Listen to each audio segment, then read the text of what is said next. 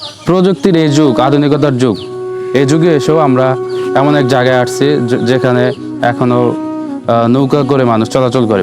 চারিদিকে কত সেতু, যানবাহন ব্যবস্থা, মহাসড়ক, এর মধ্যে থেকেও আমরা এমন একটি জায়গায় আসছি। তো এটা হলো খেয়াঘাট। বাংলাদেশের কিছু কিছু অঞ্চলে এখনো এরকম খেয়া পারাপার এখনো রয়েছে। তো এই জায়গাটি হচ্ছে গোপালপুর উপজেলার ঝাওয়াইল ইউনিয়নের পাথালিয়া গ্রামে। তো এই নদীটির পাশেই রয়েছে আমাদের সেই ঐতিহ্যবাহী মসজিদ, 201 গম্বুজ মসজিদ। প্রতিদিন মানুষ জীবিকার তাগিদে এবং কি শিক্ষার প্রয়োজনে শত শত মানুষ এই খেয়াঘাটে পারাপার হয়। তো আজকে আমরা জানবো এমন একটি খেয়াঘাটের সম্পর্কে। বাংলার বুকে ছড়িয়ে আছে অসংখ্য ইতিহাস আর ঐতিহ্যের গল্প। টাঙ্গাইলের গর্ব 201 গম্বুজ মসজিদ দেখতে প্রতিদিন দূর দূরান্ত থেকে মানুষ আসে। কিন্তু এই মসজিদের পাশ দিয়েই নীরবে বয়ে চলেছে একটি ছোট নদী। আর সেই নদীর বুকেই আজও টিকে আছে এক প্রাচীন যোগাযোগ ব্যবস্থা, খেয়াঘাট।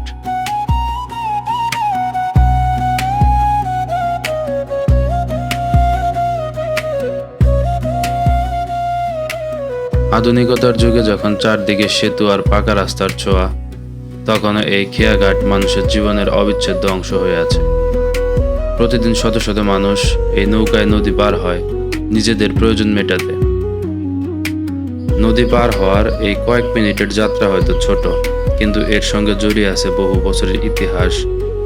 এই ঘাটের উপর নির্ভর করেই গড়ে উঠেছে আশেপাশের মানুষের দৈনন্দিন জীবন। আর এই খেয়াঘাটের প্রাণ হলো মাঝি। ভোর থেকে সন্ধ্যা পর্যন্ত মানুষ পারাপার করানোই তার দায়িত্ব। রোদ, বৃষ্টি কিংবা ঝড় সবকিছু উপেক্ষা করেই তিনি চালিয়ে যান জীবিকার সংগ্রাম। কত বছর ধরে নৌকা চালাচ্ছেন? এটা 12-13 বছর। প্রতিদিন মানুষ কেমন পারাপার হয়? মানুষ মনে করেন যে এলাকাটি মোটামুটি ভালোই। ওই পাশে ব্রিজ আছে, এটা মানে সুবিধার্থের জন্য, শর্টকাটের জন্য যাতায়াত এটা শর্টকাটের জন্য। তো এখন তো আগে তো আপনার এই 201 গম্বুজ মসজিদ ছিল না, তো এখন তো 201 গম্বুজ মসজিদ আছে। এখন কি আগের তুলনায় কি এখন যাত্রী বেশি হয় নাকি কম হয়? একটু বেশি হয়। বেশি হয় না? যারা মানে পর্যটক তারাও কিন্তু এখানে আসে। হ্যাঁ, আসে। এই আধুনিকতার যুগে এসেও আপনার এই এতটুকু রুজি রোজগার কি আপনার চলে, সংসার চলে মোটামুটি আর কি, চলে স্বাভাবিকভাবে চলে। এর বাইরে কি আপনি কোনো কাজ টাজ করতেছেন? এই সাংসারিক কাজ করি।